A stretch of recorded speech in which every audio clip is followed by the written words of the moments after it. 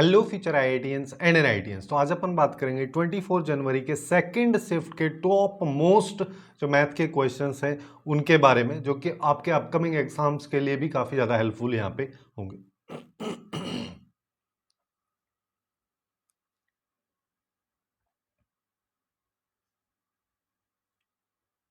Hello future IITians and NITians. तो आज अपन बात करेंगे 24 जनवरी के सेकंड शिफ्ट के टॉप मोस्ट मैथ के क्वेश्चंस के बारे में, जो कि आपके अपकमिंग शिफ्ट के लिए भी काफ़ी इंपॉर्टेंट होंगे।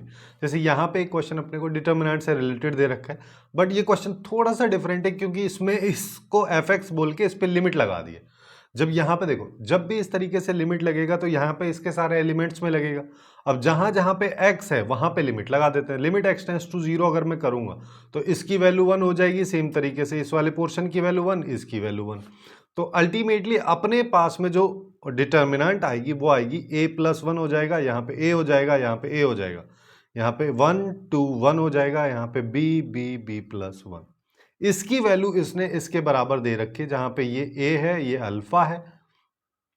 अब देखो, इसको सिंप्लीफाई करने के लिए अपन यहाँ पे देखो, चाहो तो एलिमेंट्री प्रोसेस वगैरह लगा दो, बट मैं बोल रहा हूँ डायरेक्टली इसको सॉल्व कर लेते हैं कि जैसे a+1 के साथ में अगर मैं खोलूंगा तो 2 को b+1 से मल्टीप्लाई करना पड़ेगा, जो कि 2b+2 हो जाएगा, और फिर इसको इन दोनों को करना पड़ेगा, जो एक्चुअली में -b अपने को देगा। फिर -1 के साथ बात करोगे तो a को b+1 से करना पड़ेगा, तो ab+a लिख देता हूँ। फिर उसके बाद में a को b से करना पड़ेगा, तो -ab आ जाएगा। सिमिलरली अपने पास में b के साथ में अगर मैं खोलूंगा इसको तो देखो यहाँ पे क्या आ जाएगा, a को 1 से मल्टीप्लाई किया तो a आ गया -2a।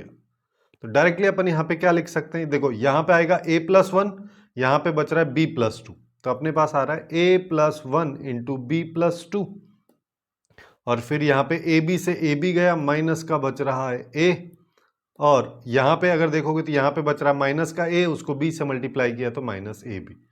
पहले वाले बॉक्स को खोल लेते हैं अपन, तो यहाँ पे आएगा ab+2a+b+2 -a से ab चला गया, 2a में से एक a को सब्ट्रैक्ट कर देते हैं तो a आएगा, b आएगा, 2 आएगा। इसको इसके साथ कंपेयर कर दो तो लैम्बडा की वैल्यू 2 आ गई, अल्फा की वैल्यू 1 आ गई, बीटा की वैल्यू भी 1 आ गई। इन सब के सम का स्क्वायर पूछा है, 2 3 4 हो गए, 4 का स्क्वायर 16। ये इसका करेक्ट आंसर हो जाएगा। इस तरीके से अपन इसको अप्रोच कर सकते हैं। वहीं पे दूसरा क्वेश्चन यहाँ पे नंबर ऑफ रियल रूट्स के बारे में बात हो रही है, जब ये क्वाड्रेटिक इक्वेशन इसके बराबर है। इसको देखो, मैथमेटिकल तरीके से करने की बजाय अगर अपन इसको ग्राफिकल अप्रोच से करें तो काफी जल्दी और काफी कम टाइम में इजीली ये सॉल्व हो जाएगा। जैसे यहाँ पे दो अपने को मॉडुलस फंक्शन दे रखे हैं, इसको बना लेते हैं अपन कि हमारे पास में अगर एक रफ डायग्राम में बनाऊंगा तो x+2 का मॉड वाला ग्राफ किस तरीके से बनेगा, वो एक्चुअली में कुछ इस तरीके से यहाँ पे जाएगा और -2 पे कट करेगा, और यहाँ पे इस पॉइंट की बात करोगे तो 0,2 होगा, ठीक है, या फिर इसको मैं डायरेक्ट 2 लिख दे रहा हूँ, है ना, ये वाला पॉइंट। दूसरा पॉइंट वहीं पे अपन देखो, दूसरा क्या है कर्व x-3। x-3 की बात करोगे तो ये 3 पे जा रहा होगा, ठीक है, 3 के इधर जाएगा और इधर आएगा। अब लेफ्ट में जब आएगा तो अपने को ये देखना है कि y एक्सिस को कब कट करेगा। y एक्सिस को कट करने के लिए x को 0 कर दो, -3 का मॉड यानी कि 3, तो ये एक्चुअली में 3 पे कट कर रहा होगा, तो इसको अपन यहां से मिला देते हैं, ऐसा कुछ ये रफली बनेगा। अब क्या बोला है, इन दोनों का मिनिमम। मिनिमम में क्या होता है, जो ग्राफ नीचे का उसको अपन यहाँ पे कंसीडर करेंगे। जैसे यहाँ पे अगर अपन देखेंगे तो अपने पास में मिनिमम क्या आ जाएगा, ये वाला ग्राफ हमारे पास में निकल के आएगा, यहाँ तक ये आएगा, उसके बाद यहाँ तक ये जा रहा है, फिर ये वाला ग्राफ आ जाएगा। जो येलो से मैंने शेड किया है ये वाला ग्राफ एक्चुअली में इस वाले राइट इक्वल टू के बाद जो राइट साइड में फंक्शन लिखा है इसके बराबर में होगा। लेफ्ट में आ जाओ, इसके सॉल्यूशन होने के लिए दोनों ग्राफ को इंटरसेक्ट करना पड़ेगा, तो इसको बना लेते हैं। ये क्या है, ये तो काफी सिंपल सा क्वाड्रेटिक इक्वेशन लिखा है जिसके फैक्टर दो होंगे x+2 और x+1, जिसका मतलब -2 और -1 इस क्वाड्रेटिक इक्वेशन के रूट होंगे। तो इसको भी बना लेते हैं। इसको अगर अपन बनाएंगे तो यानी कि यहाँ पे क्या होगा, एक बार तो ऐसे करते हैं, इसको राइट से ले लेता हूँ, एक बार तो ये -2 पे कट करेगा और एक बार करेगा -1 पे, इसके बीच में जाएगा। दूसरी चीज एक और देख लेते हैं कि जब x = 0 होगा, यानी कि y एक्सिस को कहाँ पे इंटरसेप्ट करेगा, जब x = 0 होगा तो y की वैल्यू 2 आएगी, जिसका मतलब इस पॉइंट से होते हुए जाएगा। तो ये ग्राफ कुछ इस तरीके का बनेगा, इस पॉइंट पे कट करेगा, फिर ये इस तरीके से रफली जाएगी।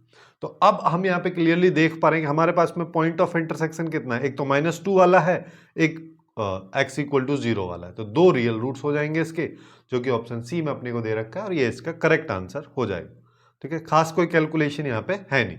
नेक्स्ट क्वेश्चन पे आ जाओ। नेक्स्ट क्वेश्चन की अगर अपन बात करें तो अपने को यहाँ पे fx एक फंक्शन दे रखा है जो कि r से -1 से 1 में डिफाइन है, जिसको इसको अपन कोडोमेन बोलते हैं। ये डोमेन अपना हो जाता है ना। इसके बारे में अल्टीमेटली यहाँ पे पूछा है कि 1 1 है, मैनी 1 है, ऑन टू है, इन टू है, ऑड है, इवन है। ये सब बताने के लिए सबसे पहले ऑड इवन को देख लो। ऑड इवन के लिए x की जगह -x में डालूंगा तो ये आ जाएगा 2 की पावर -x माइनस 2 की पावर x, और नीचे तो 2 की पावर -x प्लस 2 की पावर x। यहाँ से माइनस अगर कॉमन लोगे तो वही की वही बन जाएगा, जिसका मतलब क्या निकल के आ रहा है कि एक्चुअली में ये वाला जो फंक्शन है ये एक ऑड फंक्शन, तो इवन तो कट गया। अब देखो, अब अपने को 1 1 मैनी 1 चेक करना है। 1 1 मैनी 1 चेक करने के लिए अपन यहाँ पे क्या कर सकते हैं कि अगर मान लो मेरे को ये पता चल जाए कि फंक्शन जो है पूरी तरीके से इंक्रीजिंग है, जिसका मतलब कभी भी वो डिक्रीज नहीं हो रहा है, इस तरीके ग्राफ नहीं बन रहा है, इसका मतलब x की यहाँ पे अगर उस ग्राफ को देखोगे तो हॉरिजॉन्टल लाइन टेस्ट अपन करते हैं, उससे चेक कर सकते हैं कि अगर एक से ज्यादा पॉइंट पे कट कर रहा है तो वहां पे वो फंक्शन मैनी 1 होगा। जब फंक्शन इंक्रीजिंग होगा तो एक बार कट करेगा। अब इंक्रीजिंग डिक्रीजिंग को अपन कैसे पता कर सकते हैं, उसको अपन कर सकते हैं एफ डैश एक्स की हेल्प से, कि अगर एफ डैश एक्स जो है पॉजिटिव होगा तो फंक्शन इंक्रीजिंग है, और लेस देन 0 होगा तो फंक्शन डिक्रीजिंग है। यही चीज अपने को यहाँ पे देखनी है। उसको देखने के लिए अपन इसको थोड़ा सिंप्लीफाई कर लेते हैं कि एफ एक्स को मैं यहाँ पे क्या लिख देता हूँ, 2 की पावर एक्स से डिवाइड कर देते हैं। नहीं, 2 की पावर एक्स एक्चुअली में मल्टीप्लाई कर दो तो 2 की पावर 2x माइनस 1 हो जाएगा, यहाँ पे 2 की पावर 2x प्लस 1 हो जाएगा। इसमें क्या करता हूँ कि इसमें +1 -1 में कर देता हूँ, है ना, जिससे कि न्यूमरेटर जो न्यूमरेटर है वहां पे डिनोमिनेटर जैसा कंसेप्ट बन जाए। जैसे यहाँ पे देखोगे तो इसको और इन दोनों को क्लब करके अपन एक न्यूमरेटर डिनोमिनेटर बना सकते हैं, जिससे यहाँ पे 1 आ जाएगा, और -1 करोगे तो ये -2 आ जाएगा, और 2 की पावर 2x प्लस 1 ये अपने पास में आएगा। अब ये हमारे पास में एफ एक्स आ गया, तो एफ डैश एक्स अगर मान लो मैं निकालूंगा तो अपन यहाँ पे क्या कर सकते हैं, 2 की पावर 2x प्लस 1 का u बाई वी वाला फॉर्मेट अपन यहाँ पे लगा रहे हैं। इसका होल स्क्वायर हो गया। सबसे पहले u का डिफरेंशिएशन करेंगे, 0 इसके साथ में आएगा ये वाला 2 की पावर 2x वाला, फिर माइनस साइन आता है, फिर 2 को एज इट इज लिखेंगे। फिर उसके बाद हम यहाँ पे क्या करेंगे, उसके बाद अब हमको यहाँ पे जो ये डिनोमिनेटर है इसका डिफरेंशिएशन करना है। तो 2 की पावर 2x का डिफरेंशिएशन करोगे तो a की पावर x का क्या होता है, a की power x into ln a। उसके बाद 2 और यहाँ पे आ जाएगा, ये अपने पास में इसकी वैल्यू आएगी। अब देखो, अगर मान लो मेरे पास में ये इसकी वैल्यू आ रही है तो डिनोमिनेटर को देख के मैं बोल सकता हूँ कि यहाँ पे होल स्क्वायर हो रहा है, जिसका मतलब यहाँ पे क्या होगा कि ये वैल्यू हमेशा हमारे पास में पॉजिटिव। अच्छा, यहाँ पे एक चीज और है कि ये पूरा के आगे भी माइनस लगा हुआ है, तो इस माइनस को अपने को भूलना नहीं है। ठीक है, वैसे हालांकि यहाँ पे कोई फर्क नहीं पड़ने वाला इस माइनस साइन से। तो यहाँ पे देखो, ये वैल्यू जो है ये हमेशा पॉजिटिव रहेगी। उसके साथ साथ a की पावर x वाली जो वैल्यू होती है वो भी हमेशा, यानी कि ये वैल्यू हमेशा पॉजिटिव रहेगी। बाकी सब तो कांस्टेंट है। यहाँ पे एक माइनस है, यहाँ पे एक माइनस है, जिसकी वजह से f डैश x के आगे प्लस साइन आएगा। सारी की सारी वैल्यूज पॉजिटिव हैं, तो f डैश x हमेशा पॉजिटिव रहेगा, जिसका मतलब फंक्शन हमेशा इंक्रीजिंग रहेगा, जिसका मतलब फंक्शन जो है वो 1 1 फंक्शन है। इतना अपने को क्लियर हो गया। लेकिन अभी बचा हुआ है on two into. On two into के लिए अपन यहाँ पे क्या कर सकते हैं, इसका रेंज निकाल लेते हैं। रेंज निकालने के लिए अपन यहाँ पे क्या करते हैं, जैसे इसको अभी मैंने यहाँ पे क्या लिखा, 1 माइनस 2 अपॉन 2 की पावर 2x प्लस 1। तो देखो, कई सारे तरीके से अपन रेंज निकाल सकते हैं। मैं एकदम बेसिक अप्रोच से जा रहा हूँ। जैसे 2 की पावर 2x है, इसके बारे में मेरे को पता है कि ये इन्फिनिटी तक जा सकता है, मिनिमम 0 होगा। अब ऐसा फंक्शन अपन यहाँ पे क्रिएट करेंगे, जिसका मतलब +1 कर देता हूँ। +1 किया तो ये 1 आ गया, ये 2 की पावर 2x प्लस 1 हो गया, ये इन्फिनिटी +1 करो -1 करो कोई फर्क नहीं पड़ने वाला है। अब इसका रेसिप्रोकल ले लो। रेसिप्रोकल अगर जैसे अपन जब भी इनइक्वलिटी में लेते हैं, इनइक्वलिटी का साइन बदल जाता है, तो 1 अपॉन इन्फिनिटी करोगे तो ये 0 आ जाएगा। यहाँ पे 1 अपॉन 2 की पावर 2x प्लस 1 आ जाएगा। यहाँ पे 1 अपॉन 1 तो 1 रहने वाला है। अब यहाँ पे न्यूमरेटर में 2 है तो 2 से इसको मल्टीप्लाई कर दो, तो 0 ही रहने वाला है। यहाँ पे आ जाएगा 2 डिवाइड बाई 2 की पावर 2x प्लस 1, और ये हो गया 2। अब इसके आगे माइनस है तो पूरी इनइक्वलिटी को -1 से मल्टीप्लाई कर दो, तो यहाँ पे -2 आएगा। यहाँ पे -2 डिवाइड बाई 2 की पावर 2x प्लस 1 आ जाएगा, और ये तो 0 ही हो जाएगा। ठीक है, -0 है, +0 कोई मतलब नहीं है। अब लगभग बन गया, बस +1 करना है। +1 जैसे ही मैंने किया तो ये -1 हो जाएगा, ये 1 - 2/2 की पावर 2x + 1 और ये 1। तो यहां पे इसका अगर मान लो मैं रेंज देखता हूं तो इसकी रेंज -1 से 1 के बीच में आ रही है, जिसमें -1 पे क्लोज ब्रैकेट, बट यहाँ पे ओपन है तो कोडोमेन रेंज बराबर नहीं है, जिस वजह से ये फंक्शन जो है ऑन टू नहीं होगा, इनटू होगा। तो अपन क्या बोल सकते हैं, केवल ये फंक्शन 1 फंक्शन। अब नेक्स्ट क्वेश्चन पे आ जाओ, जो कि बाइनोमियल से रिलेटेड है। यहाँ पे क्या बोला, बाइनोमियल कोफिशिएंट्स के बारे में बात हो रही है इस एक्सपेंशन के 30th और 12th टर्म के, ठीक है, उनका रेशियो एक्चुअली में यहाँ पे दे रखा है। अब इस रेशियो का अपने को यूज करना है, जैसे कि 30th टर्म जो है क्या होगी, ये हो जाएगा NCR, ये एक्चुअली में R+1 टर्म होती है। तो यहाँ पे अगर 30 है तो ये 29 आएगा, जिसका मतलब n की वैल्यू यहाँ पे 2n-1 है। तो 30th टर्म जो है वो अपनी यहाँ पे हो जाएगी 2n-1c, और इसके साथ में आ जाएगा 29 इंटू 1 की पावर इंटू एक्स की पावर। लेकिन ये केवल बाइनोमियल कोफिशिएंट के बारे में बात करें तो केवल इतने पे ही फोकस रखता है, बाकी सबको जाने दो। अगले क्या आएगा, 2n-1c, यहाँ पे 12th टर्म की बात हो रही थी, यहाँ पे 11 आ जाएगा, ये 5/2 के बराबर। इसको थोड़ा अपन सिंप्लीफाई कर लेते हैं कि यहाँ पे 2 को मल्टीप्लाई कर दो 2n-1 इससे, और इसको खोल भी दो तो ये 29 फैक्टोरियल आ जाएगा, 2n-1 - 29 तो ये 2n-30 फैक्टोरियल हो जाएगा यहाँ पे। और राइट साइड की बात करोगे तो 5 यहाँ पे मल्टीप्लाई में आएगा, ऊपर तो 2n-1 फैक्टोरियल आएगा ही आएगा, यहाँ पे 11 फैक्टोरियल, यहाँ पे 2n-12 फैक्टोरियल, ये आ जाएगा। अब जो जो कट रहा है उसको निपटा देते हैं, ये गया।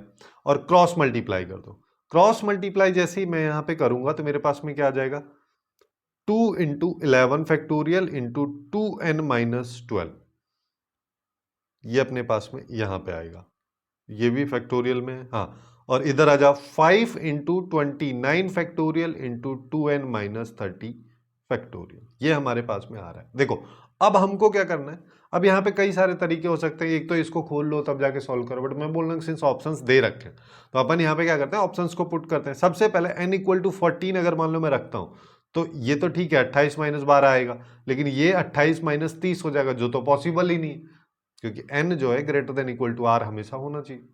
तो ये पॉसिबल नहीं है, तो ये तो कट गया। उसके बाद 20 ले लो, 20 अगर मान लो मैं यहाँ पे लेता हूँ तो 20 के बाद क्या होगा ये भी देख लेते हैं। जैसे ही n = 20 अपन यहाँ पे लिए तो 2 × 11 फैक्टोरियल, और 20 × 2 किया तो 40, 40 में से 12 गया तो 38 फैक्टोरियल आ गया, 5 × 29 आ गया, और यहाँ पे आ जाएगा 40, है ना, 10 फैक्टोरियल। ये दोनों तो बराबर लग भी नहीं रहा, क्योंकि ये 38 फैक्टोरियल तक जा रहा है, ये 29 तक ही है, ये 11 तक है, ये 10 तक है, तो बहुत ज़्यादा गैप यहाँ पे आ जा रहा है, तो जिस वजह से दोनों वैल्यूज बराबर नहीं होंगी। अपने को कैलकुलेट करने की भी जरूरत नहीं है, एक रफ आइडिया भी अपन यहाँ पे ले सकते हैं। थर्ड केस पे आ जाओ, n = 21 डालते हैं तो यहाँ पे 2 × 11, 2 × 11 फैक्टोरियल, और यहाँ पे ये हो गया 42, 42 में से 12 गया तो 30 फैक्टोरियल, यहाँ पे 5 × ये 29 हो गया, और ये आ जाएगा 42, 12 फैक्टोरियल। ये लगभग सेम सा ही दिख रहा है, एक एक का डिफरेंस ही है। तो यहाँ पे देखो इसको कर लेते हैं, 2 × 11 फैक्टोरियल रहने देते हैं, इसको 30 - 20, 30 × 29 फैक्टोरियल, इसको 29 फैक्टोरियल रहने दो, इसको 12 × 11 फैक्टोरियल कर दो। अब क्या हुआ, अब देखो 29 से 29 गया, 11 फैक्टोरियल से 11 फैक्टोरियल, यहाँ पे 12 और 5, 12 × 5 करेंगे 60, यहाँ पे 30 × 2 करेंगे तो ये भी 60 आ रहा है, दोनों वैल्यूज बराबर हैं, जिसका मतलब इसका करेक्ट आंसर सी ऑप्शन अपने पास में हो जाएगा। अब नेक्स्ट क्वेश्चन पे आते हैं। नेक्स्ट क्वेश्चन की अगर अपन बात करें तो एरिया के बारे में यहाँ पे बात की जा रही है। अपने पास में दो कर्व है, y = ये और ये। देखो सबसे पहले e की पावर x - 1 कर्व की अगर मैं बात करूं, जैसे e की पावर x का कर्व कुछ इस तरीके का होता है। e की पावर x - 1 करोगे, जिसका मतलब ग्राफ 1 पॉइंट नीचे जाएगा, तो अब ये ग्राफ कहां से आएगा, अब ये ग्राफ यहां से जाएगा। उसके साथ साथ इस पे मॉड लगा हुआ है, मॉड लगा हुआ है तो उसमें मॉड में क्या होता है, जब पूरा मॉड होता है तो ये वाला लाइन हट जाएगा जो y एक्सिस के नीचे है, और ये ऊपर शिफ्ट हो जाता है। ठीक है, इस तरीके से अपने पास में यहाँ पे एक रफ ग्राफ बनेगा। ठीक है, एग्जैक्ट भी अगर नहीं पता है तो रफ ग्राफ से भी अपन अपना काम यहाँ पे चला सकते हैं। तो अब देखो अब क्या हो रहा है, अब अगर मान लो अपन यहाँ पे इसके ग्राफ देखते हैं तो सबसे पहले ये तो हो गया e की पावर x का ग्राफ। दूसरे की बात करोगे तो ये जा रहा है e की पावर माइनस एक्स का।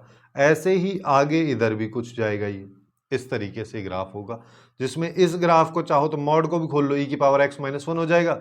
इस वाले ग्राफ की बात करोगे तो वन माइनस e की पावर x हो जाएगा। अब क्या कह रहा है, अब क्वेश्चन में कह रहा है कि इन दोनों ग्राफ और y एक्सिस अपनी ये वाली है, तो इन तीनों के द्वारा जो एरिया कवर किया जा रहा है, बाउंड किया जा रहा है, वो है ये। इस एरिया को हमको बताना है। इस एरिया को बताने के लिए सबसे पहले पॉइंट ऑफ इंटरसेक्शन चाहिए, ये वाला, क्योंकि ये वाला तो हमको पता है 0, तो यहां से चल देंगे। ये कब आएगा, यहां पे क्या कहना चाह रहा है, यहां पे कहना चाह रहा है कि e की पावर x जो है 1 माइनस e की पावर x के बराबर है। तो इसको सॉल्व कर लो, तो ये आ गया 2 इंटू ई की power x is equal to 1, यानी कि e की power x is equal to 1/2, x equal to हो गया ln हाफ, जिसको चाहो तो माइनस ln 2 भी अपन लिख सकते हैं। तो अपने पास में माइनस ln 2 ये वाला पॉइंट आ गया। अब अगर मान लो मेरे को एक ग्राफ का एरिया चाहिए, तो अपन क्या करते हैं, y dx करते हैं, जिसमें लिमिट लगाओगे x की माइनस ln 2 से 0। अब किस वाले ग्राफ में से, ऊपर वाले ग्राफ में से अपने को माइनस करना है, यानी कि e की पावर x में से माइनस करना है। किसको, चाहो तो इसको कर लो, बट मैं बोलूंगा मॉड वॉड के झंझट में पढ़ने की जरूरत नहीं है, सीधा इसको लगा दो 1 माइनस e की पावर x को, और पूरे का इंटीग्रेशन। अब अपने को बस इसको सिंप्लीफाई करना है और ये आंसर आ जाएगा। तो यहां पे देखोगे तो यहां पे क्या होगा, माइनस ln 2 और ये 0। चाहो तो यहाँ पे इंटीग्रेशन की लिमिट्स को भी चेंज कर सकते हो, अपर को लोअर कर दो, लोअर को अपर कर दो, माइनस को बाहर ले लो, है ना, उस तरीके से भी कर सकते हो, बट उतना भी मत करो। ठीक है, यहाँ पे e की पावर x हो गया, -1 प्लस e की पावर x, यानी कि एक्चुअली में अपने को 2 इंटू ई की पावर x माइनस वन मिल रहा है। e की पावर x का इंटीग्रेशन e की पावर x होता है और 1 का x हो जाएगा, ये अपने पास में आएगा, जिसमें माइनस ln 2 और 0 लिमिट लगा दो। सबसे पहले 0 से अगर मैं सिंप्लीफाई करूंगा तो 2 इंटू 0, देखो 2 इंटू ई की पावर 0, ई की पावर 0 की वैल्यू 1, तो 2 इंटू 1 माइनस 0, ये तो पहला पोर्शन हो गया, माइनस दूसरा माइनस ln 2 डालो, तो यहाँ पे 2 इंटू ई की पावर माइनस ln 2 को अभी मैं ऐसा लिख देता हूँ, है ना, और इसको भी चाहो तो ऐसा लिख दो, और माइनस यहाँ पे आ जाएगा माइनस ln 2। अब बस इसको सिंप्लीफाई करना है, तो यहाँ पे आया 2 माइनस, ये वाली लिमिट अपन पढ़े, सॉरी लिमिट कहाँ से आ गई, ये वाली जो प्रॉपर्टी है लॉगरिदम की, अपन पढ़ते हैं कि a अगर है और लॉग इस तरीके से उसके बेस में लिखा है तो इसकी वैल्यू b के बराबर होती है। वही चीज़ यहाँ पे क्या आ जाएगा, यहाँ पे इसकी वैल्यू 2 इंटू ये आ जाएगी, माइनस की जगह माइनस माइनस प्लस हो जाएगा, तो ये ln 2 आ जाएगा, इससे ये गया, तो यहाँ पे आ रहा है 1 माइनस ln 2, ये इसका करेक्ट आंसर आएगा। इसके ऑप्शंस मेरे को मिल नहीं पाए हैं ना, तो कुछ ऐसे ऑप्शंस होंगे जिसमें ये सब दे रखा होगा, तो ये इसका करेक्ट आंसर हो जाएगा। तो कुछ इस तरीके से 24 जनवरी के सेकंड शिफ्ट के जो मोस्ट इंपॉर्टेंट मैथ्स से रिलेटेड क्वेश्चन है उनको अपन इजीली सॉल्व कर सकते हैं। आपके अपकमिंग एग्जाम यानी कि 28 और 29 के लिए काफ़ी इंपॉर्टेंट हो सकते हैं। और इसी तरीके से अपन ने सभी शिफ्ट के क्वेश्चंस को कवर किया है, जो कि प्लेलिस्ट आपको लेफ्ट साइड में दिख रही होगी, तो वहां से जाके चेकआउट कर सकते हैं। So आज के लिए बस इतना ही। Hopefully you guys find it useful, and if you find it useful then please do like, share and subscribe.